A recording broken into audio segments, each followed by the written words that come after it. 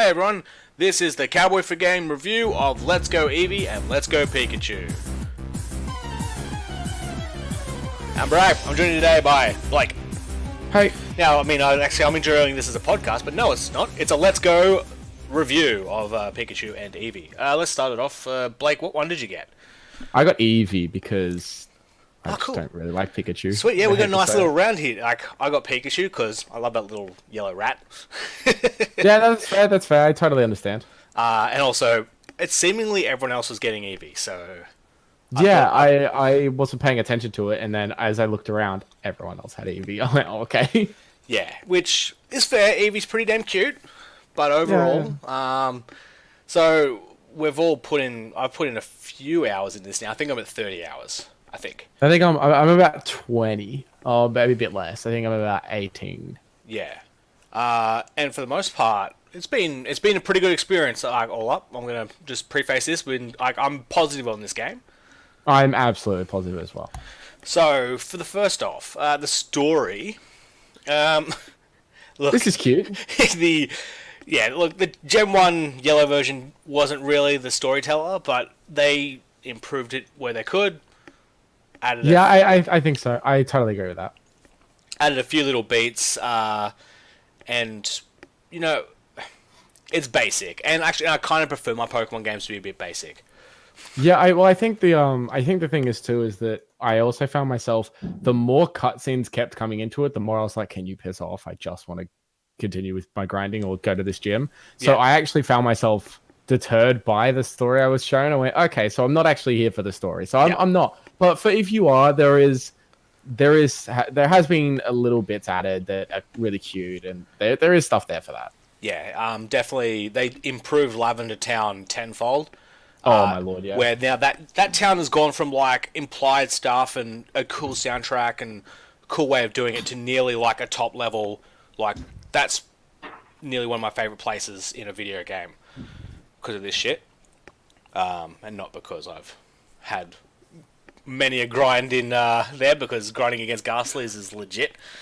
I the first thing I wanted to do as soon as I got there was grind for a shiny Ghastly, and then I went, oh, that's right, you don't know that they're Ghastly.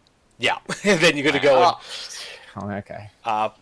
Playing through this story, I was going a lot off previous experience, and I was going through stuff knowing whereabouts I need to go and all the like.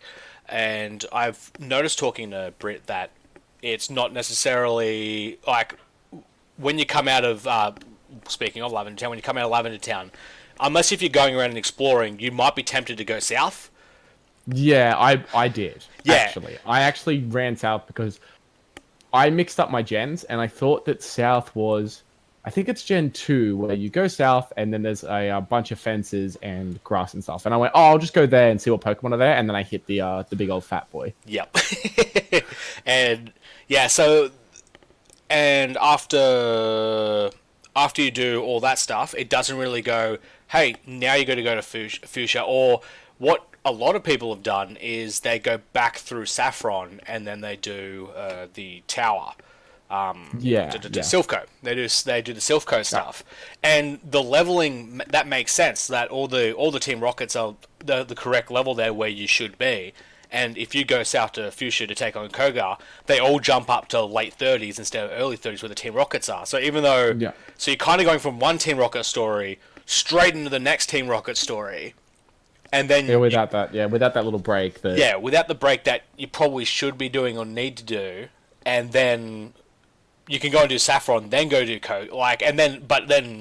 bloody Saffron Gym. Ooh, that's terrible. Sabrina, she's higher than all of that stuff in that town. And then, she's actually like incredibly hard. Yeah, so it's kind of like maybe they're mean for people to go in there, get their ass kicked, and then go explore somewhere else, or just start grinding. The one thing I did have, this is more of a complaint with all of Pokemon rather than this game in particular, is I do find that, like, depending on how you ingest it, if you, for example, do the grass gym, and then as you come out, you just go exploring and you go back up, because, for example, I went to try and get back into Mount Moon from there, because I went, I think I can get back to Mount Moon, but then I realized you can't up top, which is fine. Had I have not known where I was going, I put the game down and then came back to it like 2 days later because I had work, and I went, oh, what was I doing? Oh no. I was like, where was I? What was I doing? And the problem is with people who aren't experienced with Gen 1, it can turn into a walk you around in circles until you eventually find that one thing that you're meant to do. Yeah, that's about basically all the story. Then you kind of got to go through that, or even getting to this nearly is bordering to talking about game mechanics, but they don't for what is being labeled a casual game. They don't really, segue, they don't really steer you as much as they could. Or they don't handhold you. It is that original element of the game of, hey, you figure it out, you dickhead. Finding like going in, like I go, oh, I want the fly mechanic. I assume I have to go and talk to the chick who has fly. Go in there. Oh, she's given the fly TM, but she hasn't taught me how to fly with my Pikachu. Oh, I guess it's coming up later then. Go through the rest of it. Like, I've completely missed a bloke standing in the middle of Celadon with balloons. I did the same thing, and I had to look it up. I went, oh, what have I done? So that's nearly like not casual friendly. That is hey, you've got to explore this game and feel it out. And even as an experienced player, like who's done this a few times, you have to still explore stuff because you're gonna miss stuff. Well, especially because of the TMs, and again, we're kind of going into game mechanics here. Yes. But because of the TM change, the HM change, excuse me, I did have that kind of thing where I was on autopilot, and I went, I know where to go get my HMs, and as soon as I went, no, it's not a thing, I went, oh, where am I going? Because I know where all the HMs are, so I went, okay, now I go here, and I get fly, and I'm like, where am I going? Yeah, that's it. It was a nice little bait and switch because you get flash from whereabouts you're meant to get flash. Actually, you get it a bit before that Professor's Aid comes out where you're meant to trade for Jinx. Yeah, Jinx. Which I'm still confused by. I'm still horrendously confused by the flash mechanic. Yeah. I don't know if I still don't understand. Do they have a torch up their ass? How do they do it? Yeah, I don't know. I thought he just kind of clapped and then the lights came on I don't know. Clap on. And then I can see my Geodude. I don't know. It was very strange. It was a good segue into the mechanic. So I think I don't know how you feel, but there has definitely been, and they said this before we got the game, so it's no surprise to me, is that they did not dumb down, but make a lot of things simpler than they were in all of the other games.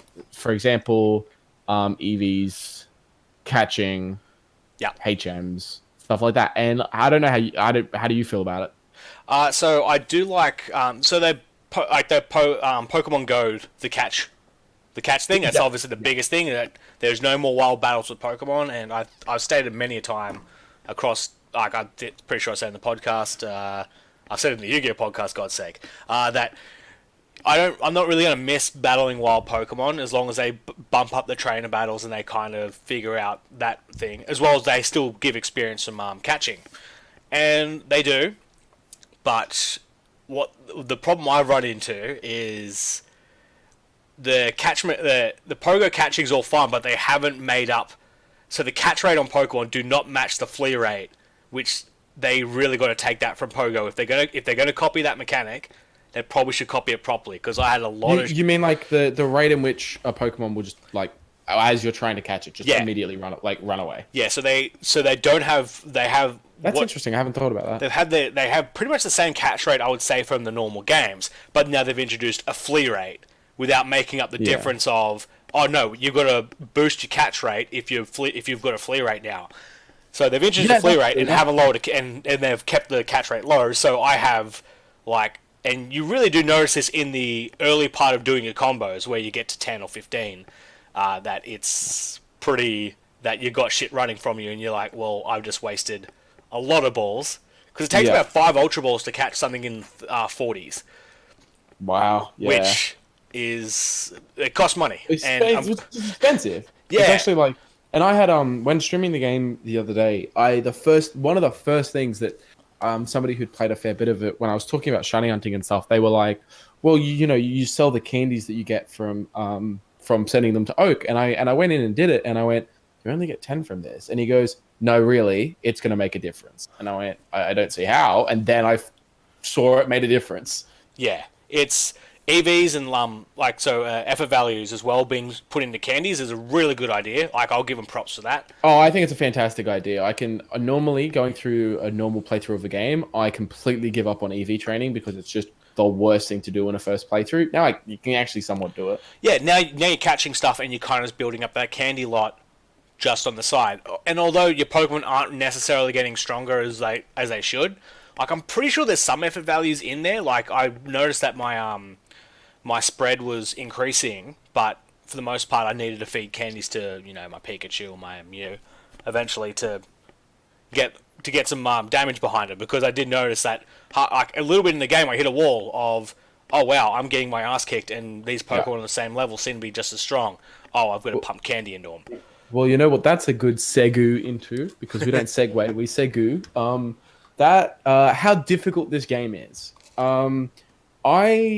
The first 6 hours, 7 hours, which has been very recent for me because I kind of slogged it all out in the last 4 or 5 days. I was actually genuinely, as a very, very, very diehard Pokemon fan, I was like, you know what? I like how casual this is. I like how easy this is, because I'm not looking like right now working heaps and stuff. It's just, it's really. And then I realized, not the easiest game in the world. No, it actually kicks your ass. Yeah, it's. If you're willing to put, you got to put in the grind. They definitely I didn't coast through this like I did with Pokemon X, and I won't talk about Sun and Moon. This is a game where I tried coasting through. I was trying to speed through to get to Fuchsia, to get to the Pokemon Go Park, so I can then go and give out my Meltans to everyone. Yep. And so it got to that point where I skipped Erica, and I was going down there, not realizing I should have taken the other route and just gone the Pokemon path, which losing the bike and all that stuff I don't care about either, because your Charizard's pretty fucking fast. Yeah. So I didn't realize I could have just flown down there, skipped all the trainers, so I was going down there trying to speed through, and so I haven't grinded. I was getting my ass kicked too. Oh, sorry. So actually, that's something I wanted to mention about the catching mechanic. Something I noticed, which was a pain in the ass, and I didn't know it was as much of a pain in the ass as it was until they got rid of it, was I don't have to go heal my Pokemon because I'm grinding for levels from wild Pokemon. Yeah. It's just something that it's like, okay, you use a lot of balls, but I can grind, and then I hit 3 or 4 trainers in a row, my Pokemon aren't already at whatever PP for their moves and low on health, and I have to waste potions. I went, no, actually, this is really nice that I don't have to deal with this. Oh yeah, that reminds me. I have to go and get the nugget today. Oh, true. So, and I think the thing too is that if the game's actually a lot faster in a lot of ways because of the fact that you can just scoot around wild Pokemon. Yeah. If you want to get somewhere, I found out I couldn't get to Mount Moon pretty quick because I just scooted around everyone and went, oh, okay, I can't actually get back up there, and I ran back. And I was like, that would have taken me so long had it have been a normal Gen 1 game. Yeah, I'm definitely a fan of and then also no missed shinies. I reckon besides the fact that they've obviously changed, comboing up to 31 increases your shiny chance. Shiny Charm's pretty fucking easy to get if you only need to get 150. So they've made it, but I think we're genuinely seeing more shinings because you're walking past and you're seeing every Pokemon that would have spawned in your area. And you see a shiny Metapod off there that you probably never would have avoided, or you would have always avoided or had a repel on. You go, oh shit, that's a shiny. I'm going to go and get that. That's one of my favorite things added to this game. The fact that you can see it, for me, it increases. For a lot of the time, it's increased people's enjoyment of finding them because of how good the game looks and because of how nice the sprites look. I guess they're not sprites now; they're actually models. Yeah. It's genuinely so good to get a shiny because again, haven't got one yet, haven't tried, haven't fully committed yet. I'm not keen to combo without that shiny charm.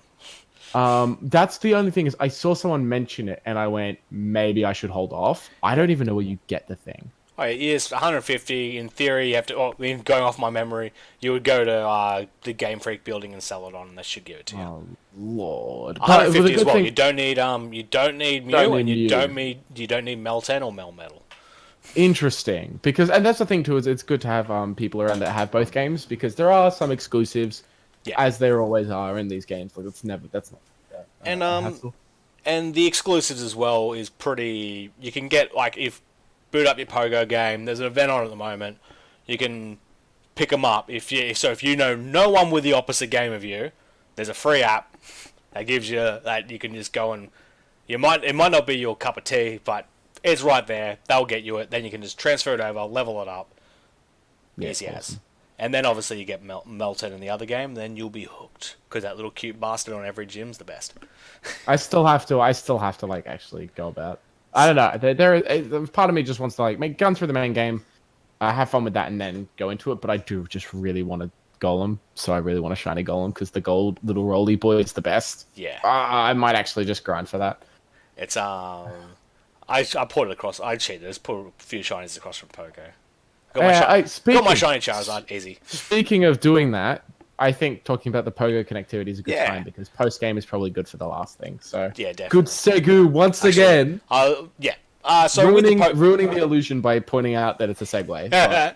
With the Pogo stuff, that's pretty good. It does make the game maybe a little bit easier if you're more hardcore on that. So do you actually get to use them all like fully fledged or? Yeah. I mean, I've caught Mewtwo before the Elite Four because I ported one across from Pogo. Oh, rip. A level 20 Mewtwo, but then I just didn't use it on the principal. Yeah, you were like, well. That at level 20, it's too fucking weak. Yeah, I did get the Mew straight out, and I went, oh, it doesn't learn any moves, right? Well, that's what you got to teach. Like Mew was so I got like Mew's like the best clean slate ever because it's just good stats and can learn anything. Mew, like I would if I didn't like Mew as much as I did, I would probably feel bad for how I use Mew. Like I agree. Where you have it right from the beginning, like. Normally, you have to wait a little bit to get this type of mystery gift or stuff. Nah, right in from the get-go, you got your level 1 Mew, and I used it more than Pikachu. But that's the thing about the while we're still a little bit on the mechanic, that's the thing about I really, really genuinely like the way that the XP, essentially the forever XP share works. You don't feel bad about getting to an area and going, okay, the wild Pokemon here are 20 under level or 15 under level or 10 under level, and there's something you really want to include in your team. You go, I'm cool to just have that sit in the back. Yep. Eventually it'll be usable and you don't have to worry about either putting it in and switching it out or running an XP share on it, like, and just it. So I really like that that's actually a thing, and it does make the game a little easier, but again, there's that difficulty curve that will absolutely take away from that. So mind you, I ported across a shiny Dratini from or maybe a shiny Dragonair. I ported across from Pogo, and it didn't become Dragonite by finishing through to the whole game. So like the level cap because Pokemon from Pogo can only get up to level 40. So interesting. That problem is half there for your Pokedex stuff, but for the most part, it is what it is. Like, I wouldn't say it was completely dumb. I just brought across stuff that looked cool, basically. Yeah, that's fair. Otherwise, I think that was kind of the point of it too. Yeah, like that was more what they more people like I've got people playing Pogo from Let's Go. Like it's better for for Pokemon to get across everything. And for more of the Pogo stuff, please tune in to the podcast in a few days. Thank you very much. Yeah, well, I should actually go into depth in that. So that way inclined then. So I have no idea about the post game stuff. So live reactions. Master Trainer. Master Trainers are going to be definitely a grind. If you want 100% this game, doing all those Master Trainers is going to be definitely a challenge. I was assuming, what I assumed was we'd have red and blue. But that's it. So... Because, like, the Gen I 2, definitely... I definitely thought red. I thought red might be the champion still, and blue was going to take over the 8th gym. I was 100% I think I've given a spoiler warning at the top of this. Okay, hold on. So from this point, we're talking about post game. I'm about to get it ruined for me. Not ruined. It doesn't matter. Whatever. Yeah, just don't want to skip 2 minutes. So that's it. I'll put it in the description. Bloody Giovanni still is the gym leader. Yeah. You beat him. I think I saw that on poster. Yep. He nicks off, and then blue takes over as that gym leader.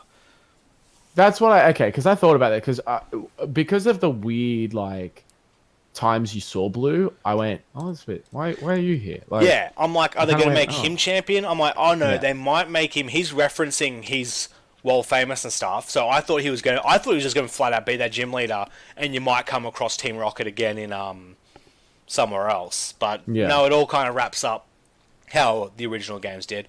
The champion is your rival again. Yeah. And it's look, there was no storyline purposes where it would be Red. If they maybe dropped a few if Blue had mentioned, if Blue had mentioned Red a couple of times, it may have made more sense as he's a legendary trainer there. But no, it's your rival, and the way it's kind of is your rival's a bit silly anyway. And then it's not as epic as it was versus Blue in the original games, which maybe you'll find it more epic, but for me that was a bit of a it's a bit of a letdown building all the way up to that, and then building all up. I'm going, oh, it's the same old rival. He got a few new Pokemon just out of nowhere from the second last encounter. Yeah, that weren't built up. That like having the Marowak there is really cool. I'll give him that. But then of it is like, oh, look at that. He's got a fully balanced team. Woohoo! So off we go. So yeah, that part of that. So I believe you get to find Green and Red somewhere. No idea where. Okay. But, because I really genuinely liked the. I believe it was in Soul Silver you could do it too, but the climb up to the mountain to Red, I was like, well, this is cool. Yeah. And that's I was hoping that this would be. Oh, he's still the champion. You beat him, then he goes to Mount Silver. Yeah. Which that's cool. I always felt like Pokemon really lacked post main game stuff anyway, so I'm really happy that we've got. Yeah, there's obviously grinding for shinies, grinding for shinies, grinding for and then doing these master challenges, which I just went on a whim, went to do the Pikachu one. I was 10 levels under, and so there's four move slots as usual. They used fucking Reflect. I'm like, oh, that's really fucking weird that they would use Reflex to scout my physical attacking Pikachu, like, which is 100% my Pikachu is. Like, it rolled into the physical, so I went, oh, I'll just own physical. The electric move that Pikachu gets is pretty fucking cool. Immediate priority and critical hit, sick. Oh, good night. So what are they? So what are the challenges? You've just got to beat them one-on-one with your with the same Pokemon. Oh, of course. So there's a Venat one, there's a Butterfree one. Yeah, they're going to be hard because so my Pikachu's nothing to sneeze at. But the reward for doing them? No idea, because I haven't beaten one. You haven't done it. Fair enough. Yeah, you've got to get them all up to 70s. I'm pretty sure either 70s or 60s for some lower evolutions. So I have so much to do, which is cool. Again, there is a lot of content in this game. Shit, to do the Raichu one. Oh god. Yeah. I have to go to Vault. You have to actually go get another Pikachu and then oh lord. But I'd be keen to see what the reward is first before I try and go. Well, I have to go get this Pokemon now, but there's a lot of content here, and not even content for the people that go nuts. So there are always those people that go nuts. So all the collectibles, all that but genuinely there seems to be a lot of content here for even the casual person. Yeah, so that's really it's been cool. For what this game is and for what it's based on, I definitely think the post game's fine. All up, I was happy with this. Catch rate kind of pisses me off. I have nearly thrown my Joy-Con. Being 20 in and going. That's probably my only criticism is the catch rate. Otherwise, I had a bunch of fun. What's your final wrap? I'm having a bunch of fun still. I haven't done anything with the main game. I haven't finished the main game yet. So it's roped me in more than I think a lot of Pokemon games have done in a long time. I think, gosh, I actually don't remember the last Pokemon game I played. I went back and played older ones, but I can't remember the game that's come out the most recently that I got this involved with. What was first? What was later? Soul Silver or Platinum? I think Soul Silver, right? Yeah. Yeah, so probably Soul Silver was the last time I've actually put this much time, wanting to put this much time into the game. Yeah. So, if you don't own a Switch, I do want to make this really clear. if you're a big Pokemon fan, buy a Switch to get this. Yep. Absolutely. If you're a Pokemon fan with a Switch, absolutely buy it. Yeah. If you're here nor there about Pokemon, it's definitely not worth you buying a Switch just for this. But if you're going to be buying a Switch for Smash, buy Pokemon. Like, yeah, maybe buy Pokemon on the side too. Like, yeah, there's enough. There's a lot to do. Like, it's genuinely really, really fun. Otherwise, I'm definitely looking forward to the next installment. I hope. Oh yeah, we got the next one too, which is apparently because this is the thing too, is that I guess we're getting a main. If I had to speculate, I think it's going to be a main series reboot, not a new, because the way they worded it was very specific. It seemed to me that they didn't say new gen or new game; they said a more serious game. Yep. They didn't say new. They didn't say you're getting a new game next year. They're saying they're getting a game next year for the more hardcore fans. So Sinnoh reboot. Please, I'll pay for it. Sinnoh on the Switch, and with a few little things tighten up here and there. Which, I mean, Sinnoh could be a good entry for that shit, because you're literally trying to catch God. yeah, that's the thing, right? You are catching things that will legitimately break your world. Yeah, like, that's about as big as it gets. Like, I feel that's definitely a platform that they could do.